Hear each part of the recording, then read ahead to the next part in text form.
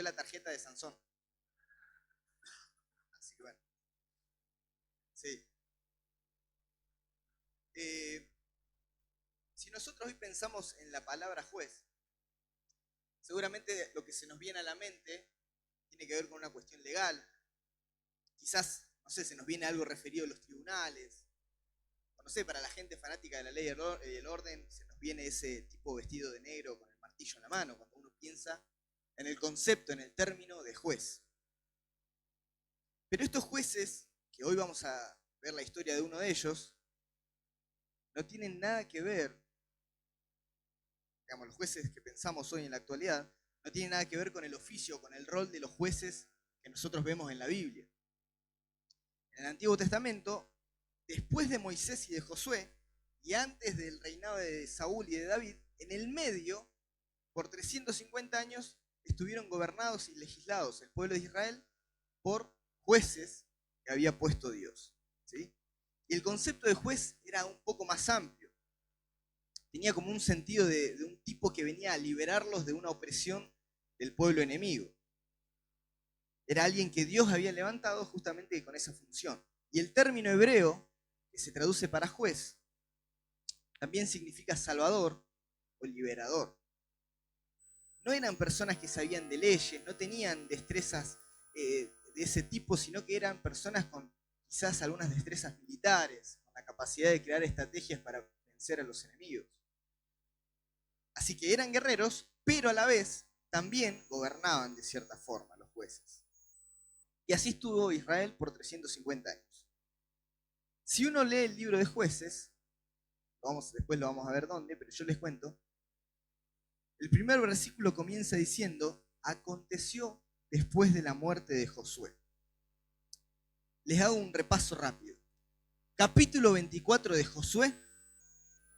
Josué ya está viejito, se está despidiendo y les dice así dice Jehová. Esto está en el capítulo 24, después lo pueden leer, de Josué todavía. Y él comienza diciendo así dice Jehová. Y cuando una persona decía así dice Jehová, lo que estaba haciendo era dar una palabra inspirada por Dios, una profecía. Josué comienza a decirles, yo los saqué de la tierra de Egipto, hablando en nombre de Dios.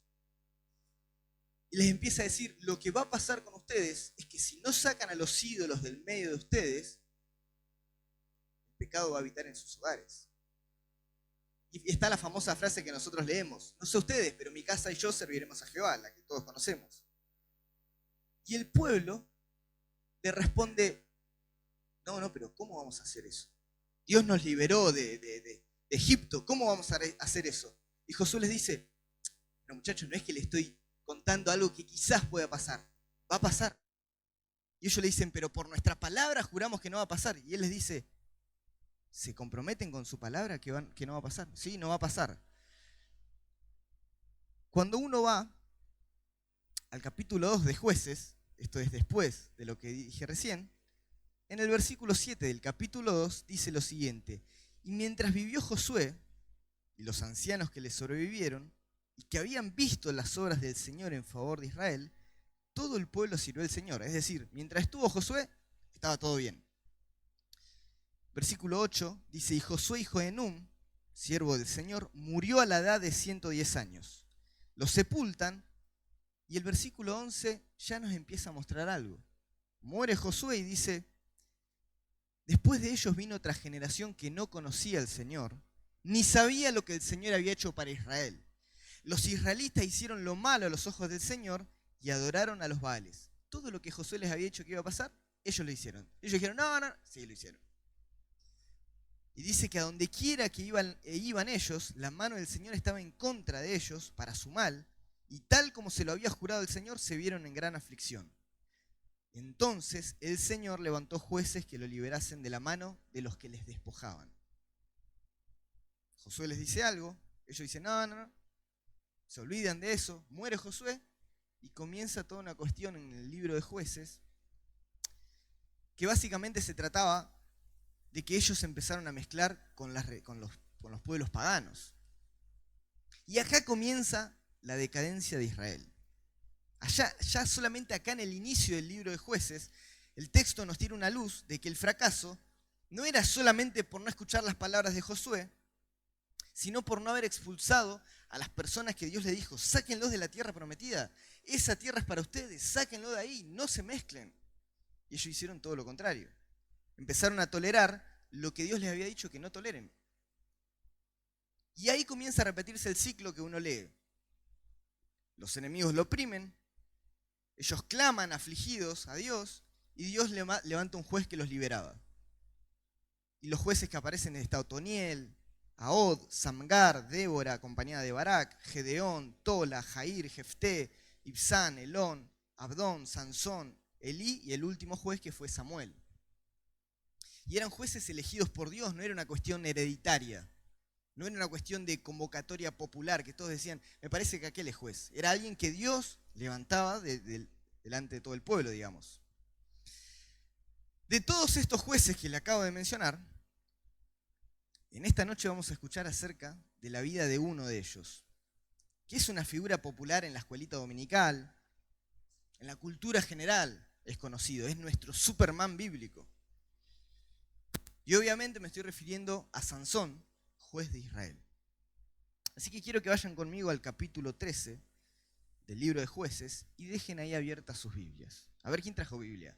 Ayer en la reunión unida, que estuvo buenísima, no porque prediqué yo, sino que estuvo buena en sí, preguntamos quién tiene Biblia y medio que, bueno, pero ¿a quién trajo Biblia hoy? A ver, si no lo vamos a poner acá para lo que nos trajeron. Mira, el pastor trajo, bueno, sí, ya. Capítulo 13 del libro de Jueces. ¿Lo tienen? Yo lo voy leyendo. Versículo 1 dice así: los israelitas volvieron a hacer lo malo a los ojos del Señor, y durante 40 años el Señor los entregó al poder de los filisteos. En Sorá, poblado de la tribu de Dan, había un hombre llamado Manoa que no tenía hijos porque su mujer era estéril. Cierto día, un ángel del Señor se le apareció a su mujer y le dijo: es un hecho que eres estéril y que nunca has tenido hijos, pero vas a quedar embarazada y vas a dar a luz un hijo. Acá se nos presenta a Manoa, el papá de Sansón, que era de la tribu de Dan, y la esposa, que no tiene nombre, es una NN, y se les aparece el ángel del Señor. Y al hacer esta aparición, lo que estaba haciendo Dios es mostrar que ellos estaban afligidos por los filisteos, pero que él algo iba a comenzar a hacer. Sansón es el único juez que fue elegido por Dios antes de nacer. Él viene el ángel y le anuncia a los padres el tipo de hijo que iban a tener. Algo parecido le pasó a mi mamá, que le dijo: vas a tener un hijo lindo, bello, hermoso, precioso. Y bueno. Versículo 4, el ángel le dice: solamente que tú no debes beber vino ni sidra, ni comer nada que sea impuro. Al hijo que vas a concebir y dar a luz, no debes cortarle nunca el cabello, porque desde antes de nacer el niño estará consagrado a Dios como nazareo, y él comenzará a salvar a Israel del poder de los filisteos. La esposa de Manoa era estéril, el ángel le promete un hijo y le da una serie de indicaciones que tiene que ver con el voto de nazareo. Y este voto era algo que ellos conocían. Si uno lee Números capítulo 6, la palabra nazareo viene del término separado. Y tenía 3 estipulaciones, digamos, el voto. No tenían que cortarse el pelo durante todo el periodo que dure ese voto. No podían tomar ningún producto de la vid, tenga alcohol o no tenga alcohol. Ni tampoco tenían que tener contacto con un cuerpo muerto. Esas eran las 3 cosas que se le pedía a alguien que hacía un voto de nazareo. Cuando alguien hacía un voto de nazareo de forma voluntaria, era para pedir ayuda a Dios en un momento especial. Necesitaban algo, ellos se comprometían en un tiempo determinado de estar en un voto de nazareo. Pero fíjense lo que les dije, el voto era voluntario y era por un tiempo y era un momento definido. Acá Sansón estaba por nacer con el voto de nazareo, pero él no lo había pedido, era de forma involuntaria. Los padres estaban tomando el voto por él. Y el ángel les dice: mirá que no es por un tiempo definido. Él va a ser nazareo desde que nace hasta que se muere, le dice. Hasta el día de su muerte. Versículo 24 dice: y la esposa de Manoa tuvo un hijo y le puso por nombre Sansón. Y el niño crecía y el Señor lo bendecía. Versículo 25, y fue en los campamentos de Dan, entre Sorá y Estaol, donde el Espíritu del Señor comenzó a manifestarse en él. Esta mujer anónima da a luz un hijo y le pone por nombre Sansón. ¿Saben lo que significa ese nombre? ¿Algunos se acuerdan de la escuelita dominical? El nombre Sansón significa solcito, hijo del sol. Y ustedes dirán, ¿por qué le puso ese nombre? Porque lo que nos está mostrando es que para ese entonces ellos estaban tan mezclados con las religiones paganas, con las civilizaciones paganas, que como los otros adoraban al dios del sol, le pareció un lindo nombre. Era un nombre que hacía eso, una adoración a ese sol. Es decir, que estos israelitas no estaban rechazando a Dios, pero ya la adoración estaba toda mezclada. Y dice el texto que el Señor lo bendecía y que el Espíritu comenzó a manifestarse en él. Sansón crece, Dios empieza a obrar en él, y estamos hablando de un niño que fue concebido de manera milagrosa. Su mamá no podía quedar embarazada.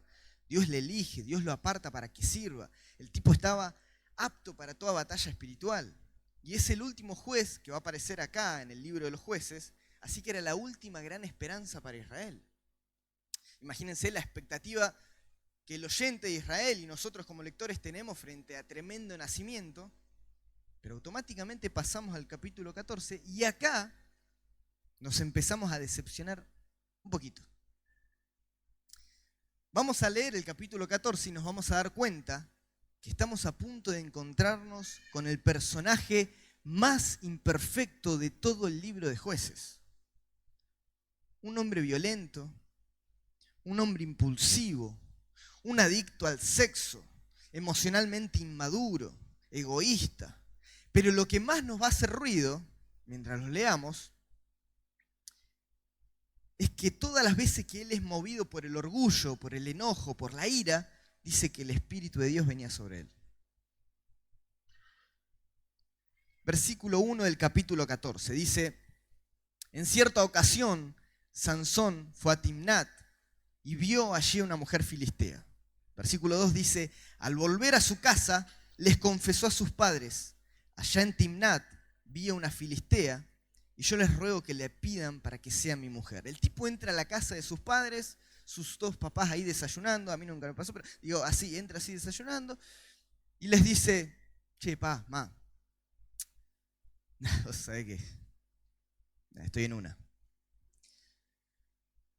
La vi, me pegó acá en el corazón, me enamoré. Imagínense el orgullo de los padres. La madre diciéndole: ¿viste, viejo, cómo creció nuestro hijo? Y la madre preguntándole: contame, hijo, ¿quién es esta chica? ¿La hija de qué pastor, de qué apóstol es? Imagínense la cara cuando él les dice, su niño prodigio, les dice: no, mirá, es una filistea. Y todos los que somos padres podemos sentir el gustito ese amargo. Los padres habrán carraspeado la garganta y habrán dicho: a ver, Sansón, vos tenías que liberarnos de los filisteos, no enamorarte de la filistea en sí. Versículo 3, y ellos les respondieron: ¿acaso no hay mujeres entre las hijas de tus parientes, ni en todo nuestro pueblo, para que vayas y tomes por mujer una filistea, hija de incircuncisos? Y Sansón respondió: pidan por mí a esa mujer porque es la que me gusta. Y la palabra acá incircuncisos es clave. Porque la circuncisión, acuérdense que era una señal de que una familia estaba en pacto o que estaba en una relación con Dios. Y eso significaba que eran parte del pueblo. Así que acá no era una cuestión racial. Esto no es como si mi hija mañana viene y me dice: pa, me voy a casar con una persona pentecostal o de River. No era así. Acá tenía que ver con que ese matrimonio iba a ser con alguien que estaba fuera del pacto del Señor. Pero fíjense que Sansón no estaba dispuesto a escuchar, lo cual muestra cómo él trataba a sus padres. Les dice: pidan a esa mujer, casi de forma grosera. Y el tipo caradura le dice: porque es la que me gusta, viejo. Y esto es un patrón de conducta que si el juez de Israel lo tenía, es porque el pueblo también lo iba a adoptar. El libro de Jueces nos muestra que Israel hacía lo que les daba la gana. Y Sansón, como líder, estaba reflejando el estado espiritual de Israel. ¿Vos querés saber cómo estaba Israel? Miralo a Sansón. Así que a esta altura del relato, si vos y yo esperamos ver a un Sansón como un juez correcto, un ejemplo de espiritualidad, que muestre cómo era vivir la vida con Dios, ya nos vamos dando cuenta que no era el juez que esperaban. Y un detalle que no es menor es que Sansón la conoce en Timná, dice, que eso quedaba en Israel, pero fíjense que los filisteos ya estaban viviendo entre ellos como si nada. Fíjense lo que dice el versículo 4. Sus padres no sabían que esto era un plan del Señor y que él buscaba un pretexto para atacar a los filisteos, que estos filisteos que dice, en aquel tiempo dominaban a Israel. Y esto es raro, dice que los dominaban. Algo no estaba bien ya en este ciclo, porque Israel, siempre que estaban dominados por el enemigo, ¿qué hacían? Clamaban a Dios en su angustia, y Dios levantaba un juez para liberarlo. Pero acá ya no hay clamor, no hay resistencia a la esclavitud. Ellos se adaptaron. Ya está, acostumbrémonos, qué sé yo, un filisteo más, un filisteo menos. Y este versículo nos muestra que Dios está por hacer algo impensado. Iba a usar las debilidades de Sansón y iba a provocar la confrontación entre estas dos naciones. Seguimos, y lo que vamos a leer ahora, fíjense que es la manifestación externa de quién es realmente Sansón. Vamos a ver quién es realmente Sansón, quién es Israel y qué es lo que Dios está haciendo.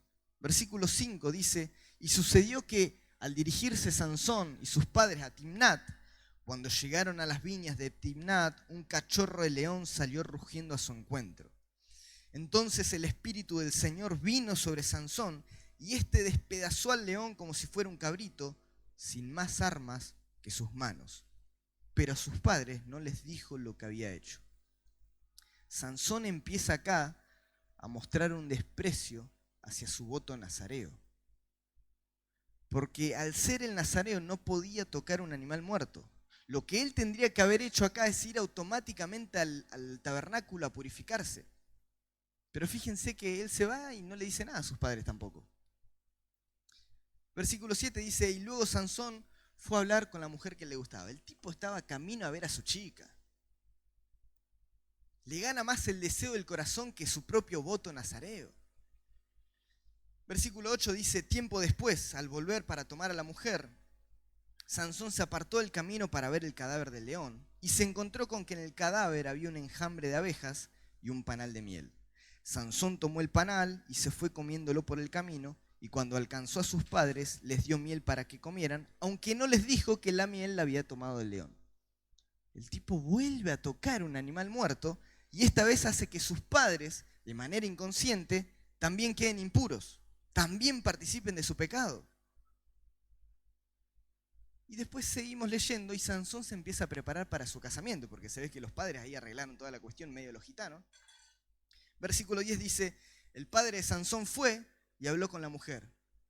¿Viste que mi hijo es juez? El grandote. Bueno, se enamoró. Y Sansón dice que ofreció un banquete como solían hacer los jóvenes. Y cuando los filisteos vieron a Sansón, llamaron a 30 de sus amigos para estar con él. Entonces Sansón les dijo, les voy a proponer un enigma. Que eso se puede leer así o se puede leer como, les voy a proponer un enigma. Imagínense cómo estaba Sansón. Porque los banquetes no eran para ir a tomar agua o orar. Y les dice, si en los 7 días del banquete logran descifrarlo, les voy a dar 30 vestidos de lino y 30 vestidos de fiesta. Pero si no lo pueden descifrar, entonces ustedes me darán los 30 vestidos de lino y los vestidos de fiestas. Y ellos respondieron, bueno, queremos oír lo que tenés para decir, tu enigma. Y Sansón les dijo, del devorador salió comida y del fuerte salió dulzura. Pasaron 3 días y ellos no podían descifrar el enigma. Sansón lo que hace es hacer una apuesta a los filisteos. El tipo estaba timbeando, pensando que ellos no iban a adivinar la respuesta, y dijo, me voy a generar un billetito extra acá entre los filisteos.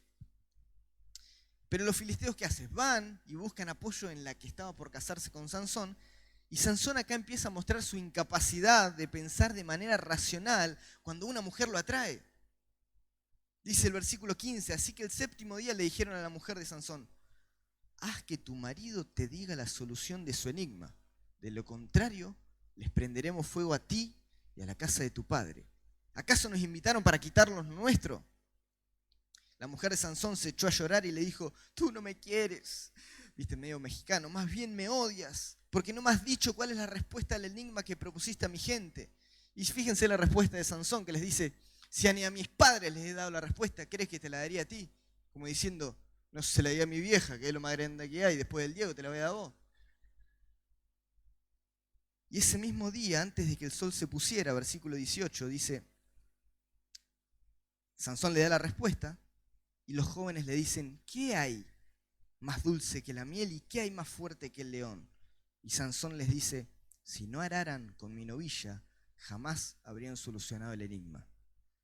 Sansón le da la respuesta a su prometida y ella va y se la cuenta a los filisteos. Y fíjense lo que dice el versículo 19. Y el espíritu del Señor vino sobre Sansón, y éste fue hasta Ascalón, y allí mató a 30 hombres, y de lo que les arrebató, tomó los vestidos para dársela a los que le explicaron el enigma, pero regresó a la casa de su padre muy enojado.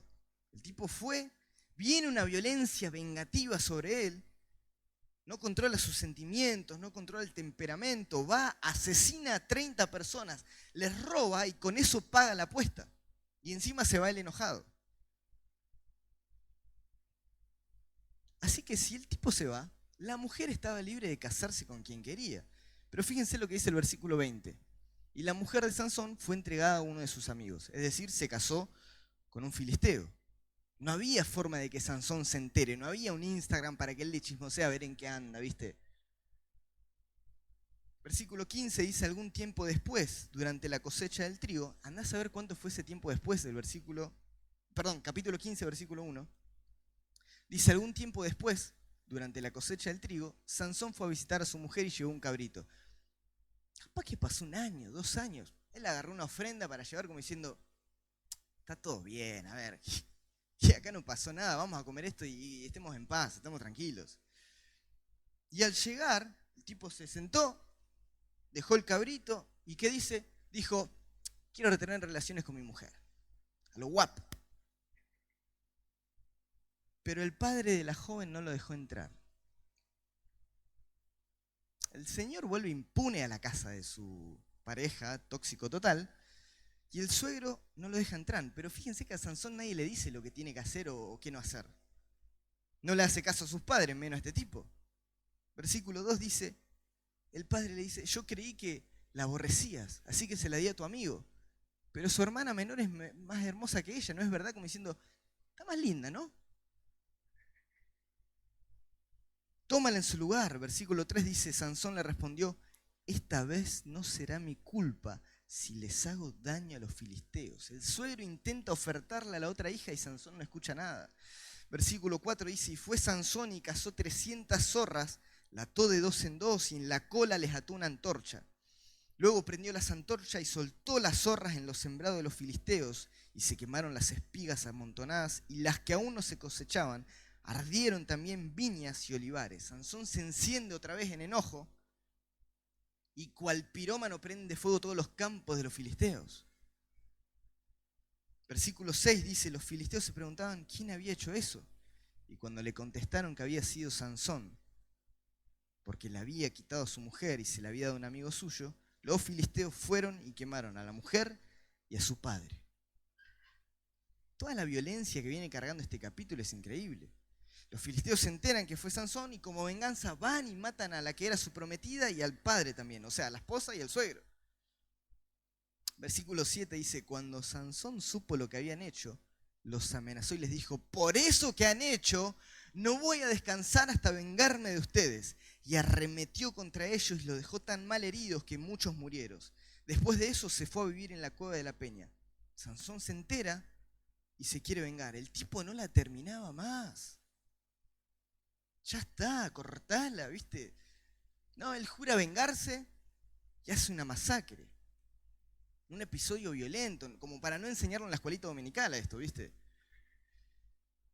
Y acá fíjense que en todo este capítulo a Sansón no se le cruza ni una sola vez un pensamiento acerca de la persona de Dios. No hace mención de su llamado, no hace mención de su voto de nazareo, ni de su función como juez. Nada. Él iba haciendo lo que el tipo sentía. Seguimos leyendo, versículo 9, dice que los filisteos fueron y acamparon en Judá. Se los resumo. Ellos van y empiezan a buscar a Sansón. Llegan hasta donde está Judá y les dice, ¿dónde está Sansón? Y Judá como que, pero estamos todos bien, ¿qué es lo que pasa acá? Si hay paz entre nosotros. Y les dice, no, porque hizo esto y esto y esto. ¿Qué hacen los de Judá? Toman 3.000 hombres y los van a buscar a Sansón a una cueva. A su propio juez lo entregan. Y lo atan y lo llevan con los filisteos. Pero cuando lo llevan atado, Sansón les dice, yo voy con ustedes. Pero lo único que les pido es que ustedes no me maten. No, no te matamos, le dice. Así que Sansón va disimulado con las soguitas y cuando llega con los filisteos rompe las sogas. Y una vez más el Espíritu de Dios viene con poder sobre Sansón y tenemos la famosa historia de la quijada de burro, que él agarra la quijada, que todavía estaba fresca, otra vez tocando un animal muerto, el cual no podía, y con esa quijada mata a 1.000 personas. Y mientras los mata, dice el texto que se burla de ellos. Y por primera vez en la historia de Sansón, leemos que él hace una oración a Dios. El Dios que lo había elegido desde el vientre de su madre. El Dios que le había dado esa fuerza, ese poder. Versículo 18 dice lo siguiente. Pero Sansón tenía mucha sed, así que clamó al Señor y le dijo, tú me has usado a mí, que soy tu siervo, para salvar a tu pueblo. Y ahora tendré que morir de sed y caer en manos de estos incircuncisos. Una oración un poco extraña. No es una oración de un corazón humilde, dependiente, necesitado. Básicamente esto es una exigencia hacia Dios y casi una queja.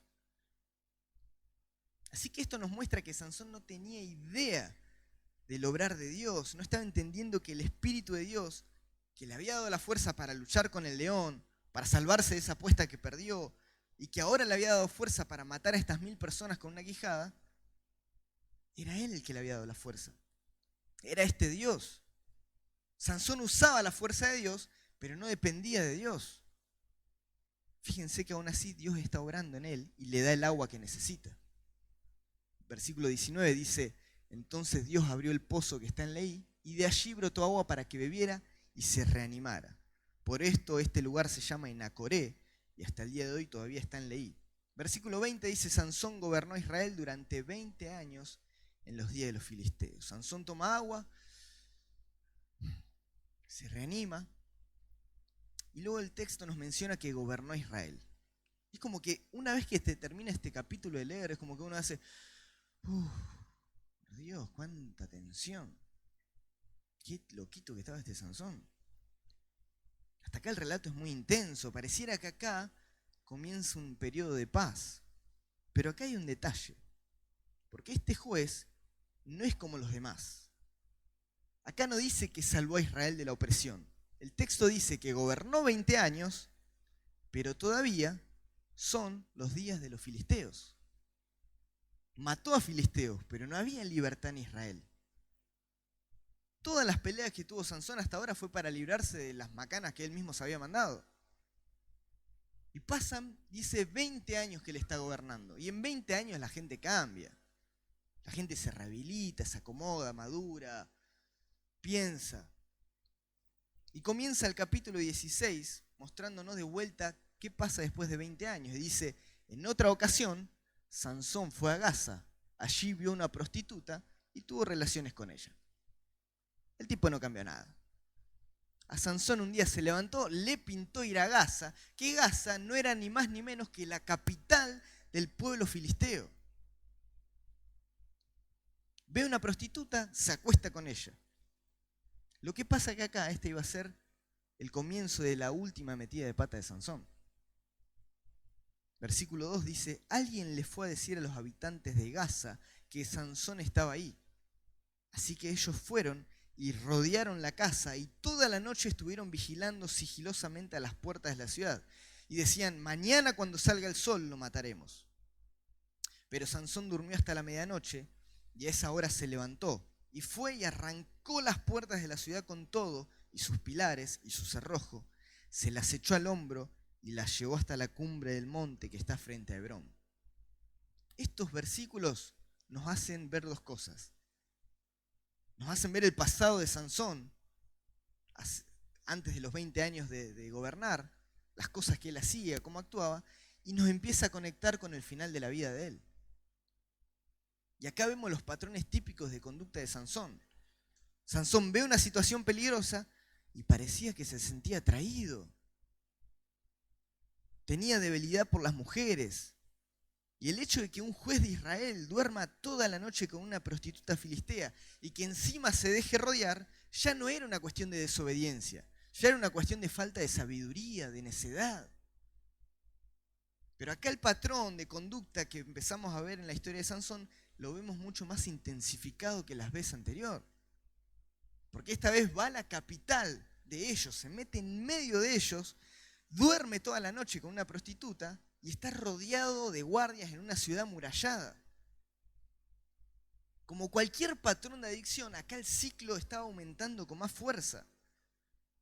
A mayor escenario de intensidad, mayor iba a ser la fuerza que él iba a necesitar para escaparse. Y el texto dice que Sansón arranca las puertas de la ciudad y se la lleva por casi 60 kilómetros, tipo de acá a Cañada de Gómez, básicamente. Lo que pasa es que este éxito que él sentía era un peligro. Mientras más fuerza le daba a Dios y él podía escapar de sus propias irresponsabilidades, más confiado se volvía Sansón y más metía la pata.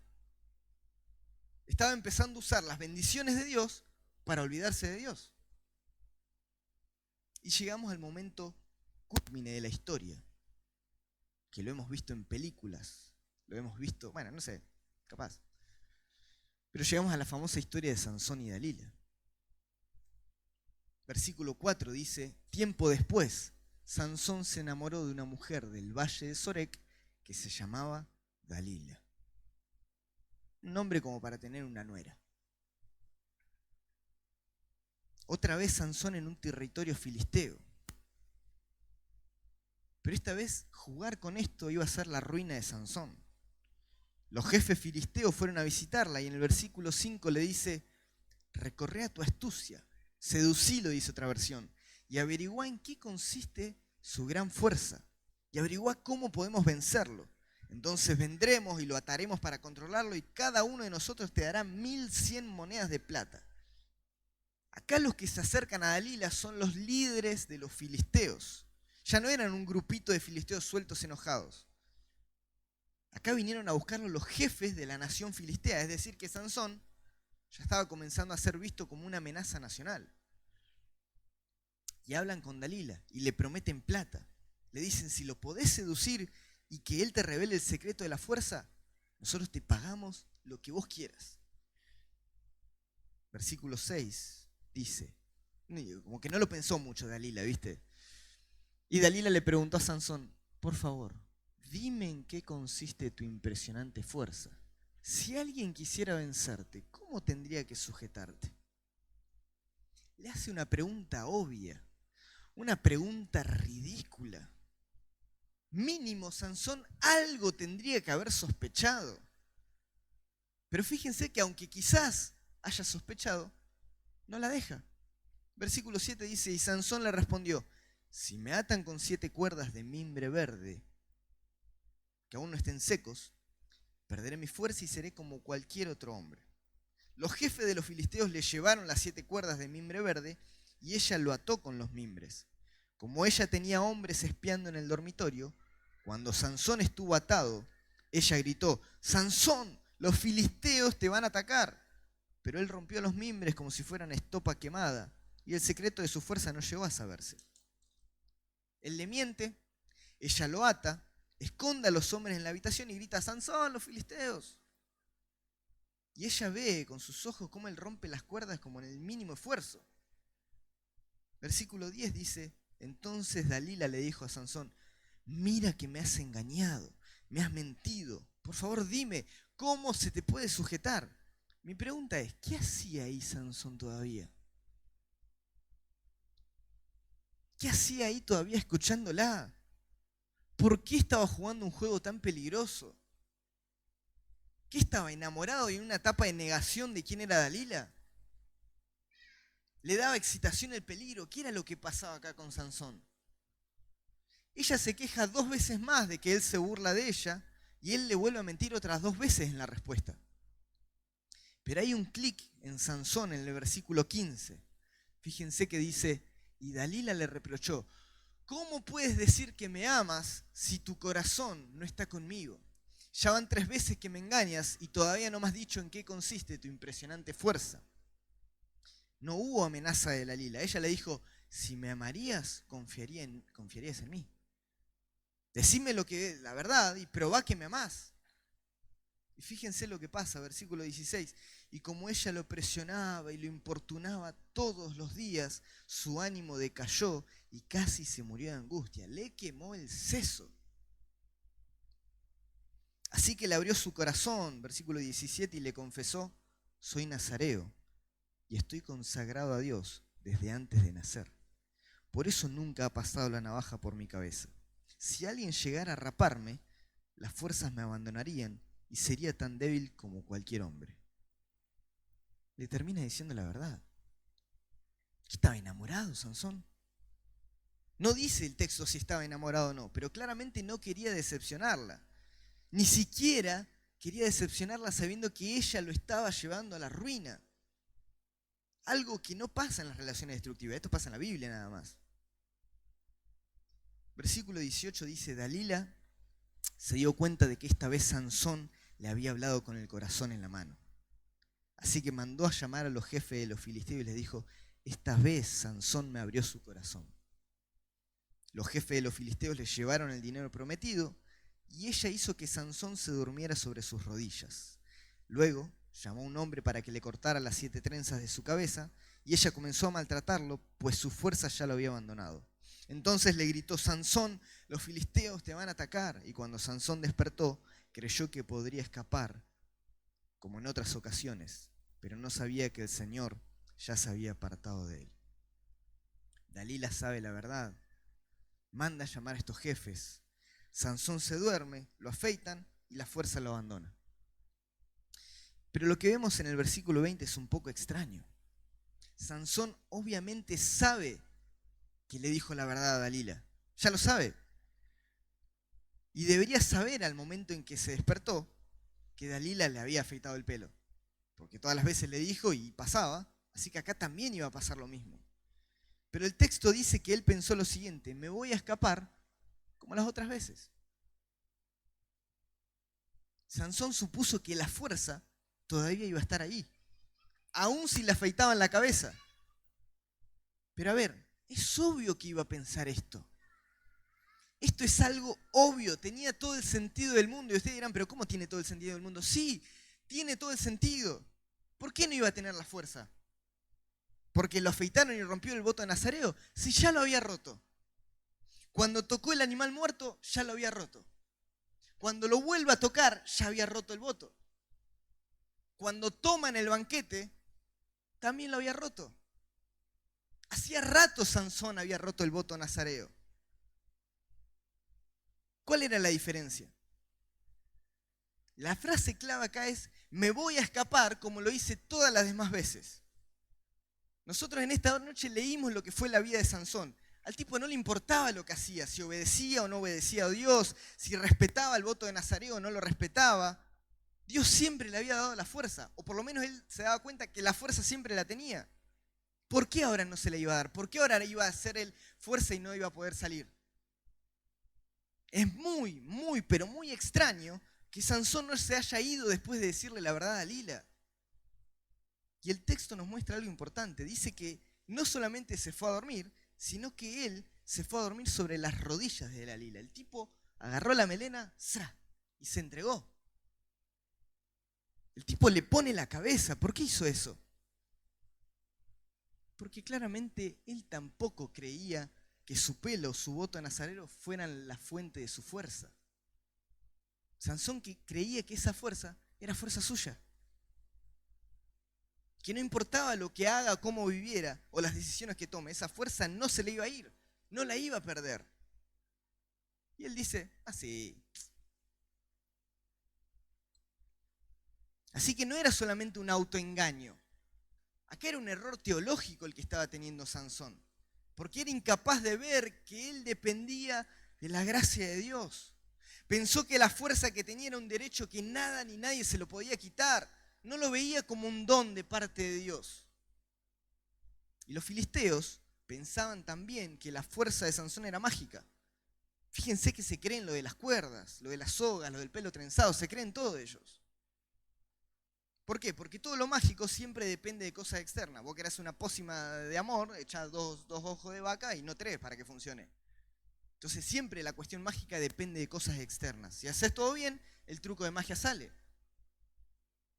Y Sansón tenía un entendimiento parecido a los paganos. Porque él pensaba que el poder estaba sin importar las reglas. Los filisteos pensaban, seguro que hace algo para estar fuerte. Y Sansón pensaba, no tengo que hacer nada para ser fuerte. Pero el poder de Dios es diferente. Eso viene de una relación con Dios, de una cuestión interna. Porque no existe el poder sobrenatural sin conocer a ese Dios en la intimidad. No importaba el pelo de Sansón. Acá el punto es que el Señor lo había abandonado. Y el texto no nos dice por qué Dios decide abandonarlo acá y no en otros momentos que rompe su voto. Lo único que sabemos es que la fuerza le fue quitada. Versículo 21 dice, y así los filisteos lo capturaron, le sacaron los ojos y lo llevaron a Gaza. Allí lo sujetaron con cadenas a un molino que había en la cárcel. Dios abandona a Sansón. Ahora es débil, como cualquier otro hombre. Lo atrapan, lo dejan ciego, lo encadenan. Y por primera vez un juez de Dios es derrotado por el pueblo enemigo. Versículo 22 dice, pero después de haber sido rapado, el cabello de su cabeza le comenzó a crecer. Y le vuelve a crecer porque básicamente el pelo hace eso. O sea, crece. No hay una explicación mágica de esto. El punto es que los filisteos dejaron que el pelo crezca. Y no por ingenuidad. No eran tontos los filisteos. Dejan que el pelo crezca porque habían llegado a la conclusión de que una vez que se le cortaba el pelo a Sansón, se rompía el voto nazareo. Y que el voto se iba a terminar para siempre, la fuerza no iba a estar más. Así que esto nos muestra que los filisteos tenían una noción de Dios, del Dios de Sansón, bastante errada. Porque la fuerza no venía del voto en nazareo. La fuerza venía del Dios a quien le habían hecho esos votos. Y este Dios había dicho que Sansón iba a ser nazareo desde el día de su nacimiento hasta el día de su muerte. Así que el abandono de las fuerzas había sido temporal y tenía que ver con el propósito de Dios para Sansón. La promesa estaba obligada a cumplirse, aun si Sansón despreciaba su llamado. Eso es la gracia abundante. Los filisteos conocían dioses condicionales, dioses que estaban sujetos a manipulaciones mágicas, a sacrificios. Pero el Dios de la Biblia es un Dios de gracia que es fiel aun cuando nosotros somos infieles. Versículo 23 dice, un día los filisteos más importantes se reunieron para festejar y ofrecer un sacrificio a Dagón, su dios. Pues decían, nuestro Dios puso en nuestras manos a Sansón, nuestro enemigo. También el pueblo daba gracias a su Dios y decía, nuestro Dios puso en nuestras manos a nuestro enemigo, que destruyó nuestra tierra y mató a muchos de nuestros hermanos. Y en el momento que estaban más alegres dijeron, que traigan a Sansón, vamos a divertirnos con él. Y sacaron a Sansón de la cárcel y lo pusieron entre las columnas del templo y todos se burlaban de él. Acá parecía que el Dios de ellos había ganado. Y el escenario donde ocurre todo este momento que estamos leyendo es en el templo principal de ellos, del dios Dagón.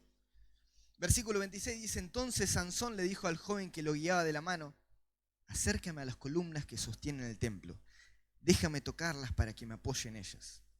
El templo estaba lleno de hombres y mujeres y allí estaban todos los filisteos más importantes. Solo en el segundo piso había como 3.000 personas, entre hombres y mujeres, que miraban las burlas de que Sansón era objeto. Sansón pide que lo apoyen sobre las columnas y estas columnas, según lo que dicen algunos estudios arqueológicos, sostenían el techo. Literalmente, si esas columnas no estaban, el techo no se podía sostener. Sansón estaba ciego. Sansón no veía nada, pero sabía que estaba parado donde tenía que estar. Y en ese lugar había una multitud de gente, los jefes de los filisteos, dice el texto, así que el escenario estaba preparado Y por segunda vez en todo el relato de la historia de Sansón, él eleva una oración a Dios y le pide que le devuelva la fuerza una vez más. Para un gran acto final, el momento de autosacrificio. Versículo 28 dice: en ese momento Sansón clamó al Señor y le dijo: Señor mi Dios, acuérdate de mí en este momento y por favor dame fuerzas, aunque sea por última vez, para vengarme de los filisteos que me dejaron ciego. Hasta este momento Sansón siempre había pensado que su fuerza era propia, que no dependía de Dios. Pero ahora, débil, ciego, él dice: Señor mi Dios. Otra versión dice: Señor soberano, acordate de mí. Versículo 29 dice: al decir esto, Sansón asió las dos columnas centrales sobre las que se apoyaba el templo, y apoyándose con las dos manos sobre ambas columnas, echó todo su peso sobre ellas, al tiempo que exclamaba: no me importa morir junto con los filisteos. Ni Sansón ni nosotros podemos saber si esa oración que él hizo, Dios la había escuchado. Comienza Sansón a palpar las columnas centrales. Por las dudas no aprieto mucho, así que capaz que se cae todo. Sansón comienza ciego a palpar las columnas centrales, pero no sabía si Dios le había dado la fuerza. Y de repente siente él en su cuerpo y en sus brazos una fuerza sobrenatural. Y comienza a empujar y comienza a darse cuenta que todo empieza a moverse. Así que este juez pecador, este hombre débil y ciego, ofrece el último grito de guerra y grita: muera yo con los filisteos. Y comienza a empujar y se empieza a dar cuenta que la oración fue contestada y las columnas empiezan a moverse y supo que Dios lo había escuchado y que le había contestado. Y dice el texto: y haciendo un gran esfuerzo, Sansón hizo que el templo se derrumbara sobre los jefes y sobre todo el pueblo que allí estaba. Así, al morir Sansón, mató a más gente de la que había matado en vida. Dios le da la fuerza en el último momento de su vida. El momento más importante de la vida de Sansón fue su muerte. El momento más fiel de su vida fue su muerte. El momento en donde él cumplió el rol que el ángel le había prometido a su madre fue su muerte. ¿Por qué está esta historia acá en la Biblia? ¿Cómo le explicamos para qué está esta historia a una persona que no conoce de Dios? Para nosotros, ¿para qué está esto? Para que un día digamos: che, mi casa no me gusta, y empiezo a empujar a ver si Dios la tira abajo y levanto otra. ¿Para qué está esta historia en la Biblia? En términos de fuerza, Sansón fue el campeón de Israel. Fue el Hércules de Israel. Pero también fue un hombre que cometió terribles pecados. Y los defectos de Sansón como juez y como persona, y mostrar que su nacimiento fue milagroso, a nosotros nos muestra una sola cosa: y al pueblo de Israel también. Y esta verdad es que el pueblo necesitaba un libertador mayor, que no alcanzaba con todo lo que habían hecho los jueces para que la maldad de su corazón se encamine. Ellos necesitaban un libertador mayor. Sansón muere y se cuenta que hay una sepultura, pero ahí termina su historia. Pero muchos siglos después, en un pequeño pueblo llamado Belén, nació el verdadero libertador, el juez por excelencia. No vino con una quijada de burro ni con fuerza bruta, sino que dice la Biblia que vino con mansedumbre, con sabiduría y en el poder del Espíritu. Y el nombre era Jesús. Y lo que Sansón no pudo hacer, que era liberar verdaderamente el pecado del corazón del pueblo, Jesús lo logró. Sansón había vencido enemigos externos, pero Jesús vence los enemigos internos, al pecado y a la muerte. Sansón salvó a muchos, pero murió por sus propios pecados. Jesús murió sin pecado y murió por nosotros los pecadores. Sansón rompió las cadenas, las sogas, Pero muchos siglos después aparece alguien que rompe las cadenas del alma, como la culpa, el temor, la soledad, el orgullo, la desesperanza.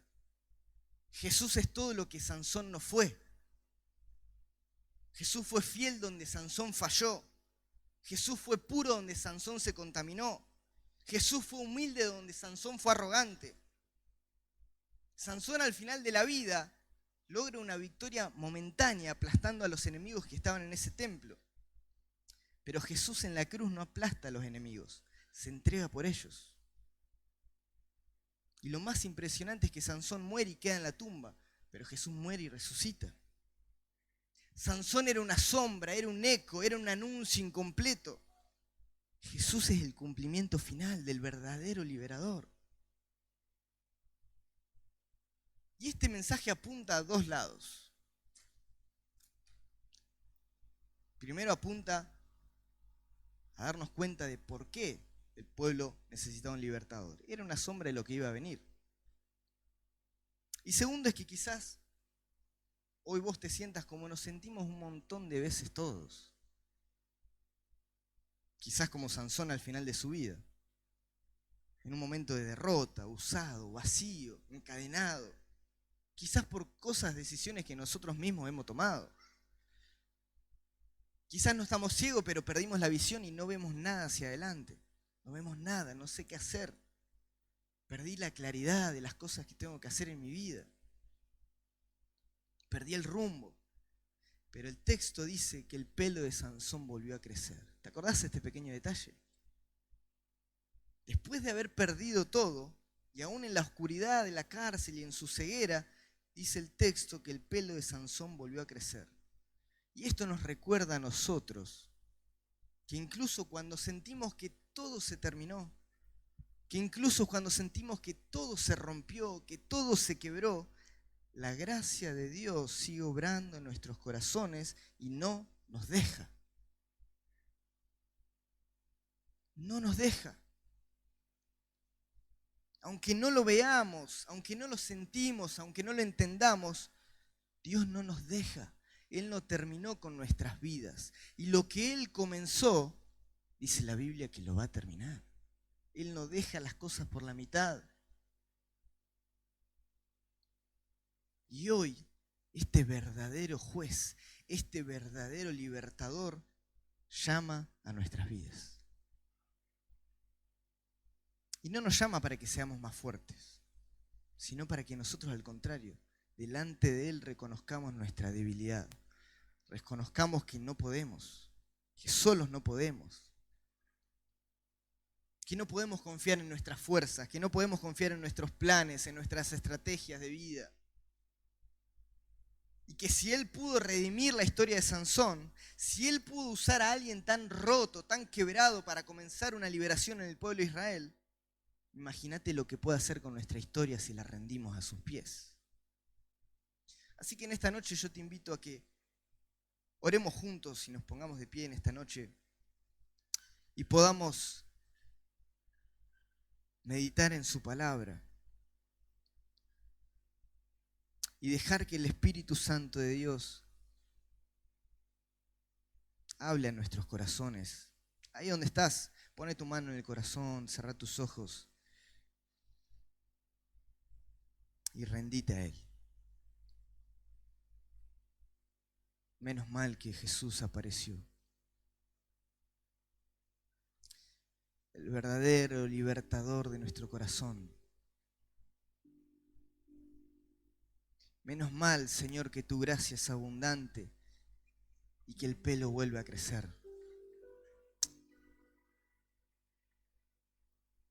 No queremos llegar, Señor, al final de nuestros días y decir, Dios pudo haber hecho algo conmigo, pero yo desperdicié mi vida.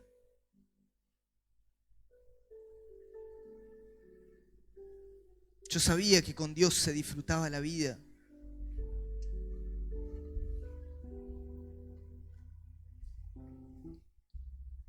Yo siempre lo supe.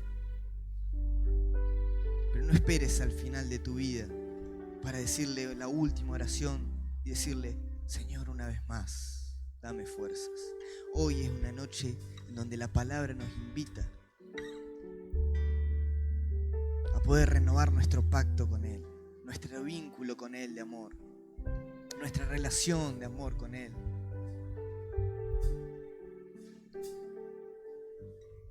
Gracias, Señor Jesús, por lo que hiciste en la cruz. Gracias porque vos nos perseguís. Gracias porque vos tirás de nuestros corazones. Gracias porque nos llamás.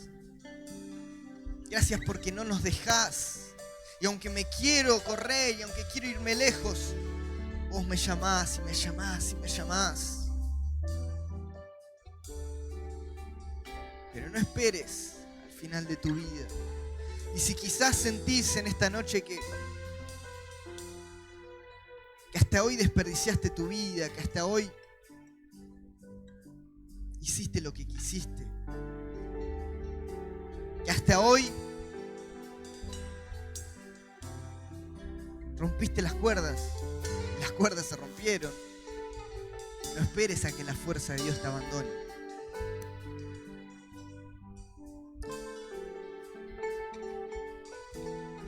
Si Él puso en vos dones, llamado, ministerio, eso no se pierde. Él sigue llamándote. Si Él te llamó a una vida abundante con Él, a una vida plena, a disfrutar de su gracia, de su bondad, de su reino, no esperes a estar ciego, encadenado. Él en esta noche vuelve a llamarte. Señor, oramos en el nombre de Jesús juntos, adorándote por tu misericordia, por tu gracia, por tu bondad. Espíritu Santo de Dios, vos estás en medio nuestro moviéndote, abrazando nuestros corazones, abrazando nuestras vidas, que no se merecen, Señor, tu perdón, ni tu bondad, ni tu paciencia infinita. Pero una vez más, reconocemos nuestra debilidad delante tuyo. Reconocemos que te necesitamos. Yo te necesito, Señor. Yo te necesito. Yo te necesito, Señor. Mi corazón cansado te necesita. Mi alma que se siente rota y vacía te necesita. Yo, Señor, te necesito. Te necesito. No tengo fuerzas, te necesito. No veo nada hacia adelante, te necesito. Te necesito, decile, te necesito, Señor. Te necesito, Señor.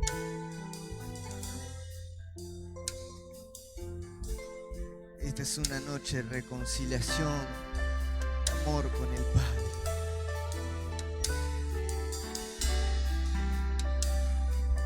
Espíritu de Dios, sopla sobre cada vida. Sopla sobre cada día.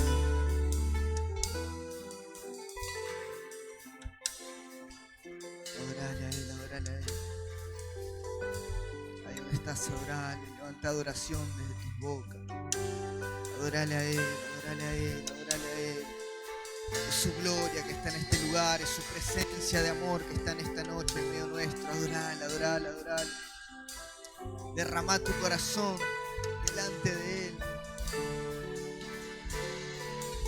Él está conmigo. Él está conmigo. Él está conmigo. Él no me deja. Él no me abandona.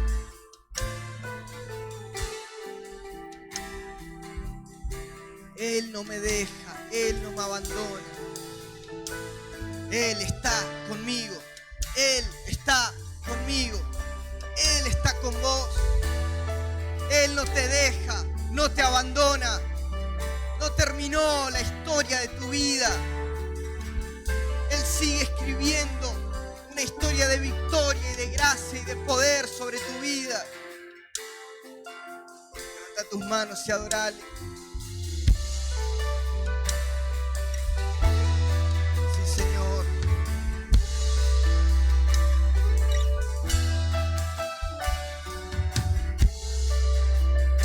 Señor, abrazamos esta verdad.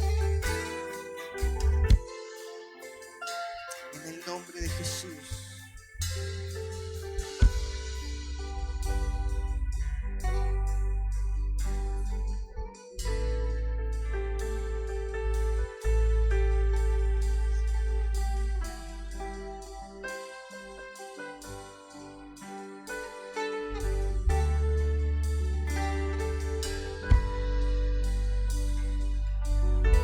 Si en esta noche sentís que querés reconciliar tu corazón con Él, ahí donde estás, decile: Señor, hoy vuelvo a vos. Gracias porque siempre me esperás con los brazos abiertos. Gracias porque aunque me quiero ir lejos, vos atraes mi corazón. Y me vuelvo a vos y te pido perdón por mis pecados. Y gracias porque me limpiás. Y porque me mirás y me mirás con amor. Y en esta noche, Señor, renuevo mi pacto, mi compromiso de creerte, Señor. Y en esta noche me voy sabiendo, porque el Espíritu lo confirma a mi corazón, que soy tu hijo, soy tu hija, y que nada, nada, nada, nada, nada, nada, nada, nada, nada, nada, nada, nada, nada, nada, nada me separa del amor de Dios que es en Cristo Jesús, Señor nuestro. Dale un aplauso al Señor en esta noche. Gracias, Señor.